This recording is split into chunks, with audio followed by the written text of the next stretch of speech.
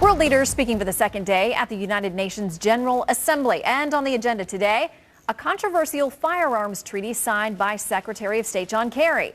Opponents worried it could have a chilling effect on our gun rights in our own country.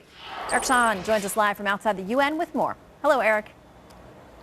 Hi, Shannon. Well, supporters say this measure will stop the illegal trafficking in weapons, but critics call it global gun control. And here at the United Nations this morning, Secretary of State John Kerry did sign the United Nations Arms Trade Treaty. You know, it's been a very controversial measure since it was first proposed and the Obama administration signed on to it. It is aimed at trying to stop the flow of small and illegal weapons that have flooded hotspots and conflict zones across the globe, specifically in Africa. It calls for imposing national export controls on the trade of small arms and weapons. In signing the treaty, the Secretary of State addressed American concerns that it would violate potentially the Second Amendment or impinge on American sovereignty and gun rights.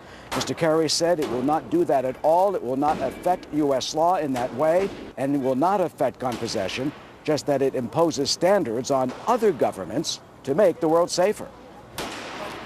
This is about keeping weapons out of the hands of terrorists and rogue actors. This is about reducing the risk of international transfers of conventional arms that will be used to carry out the world's worst crimes. This is about keeping Americans...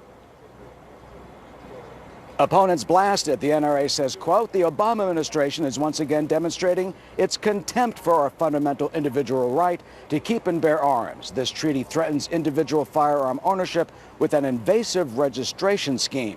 Others say it won't work.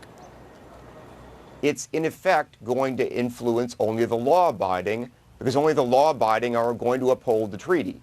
And that means that places like the United States are going to be affected far more by it than places like Syria or Iran.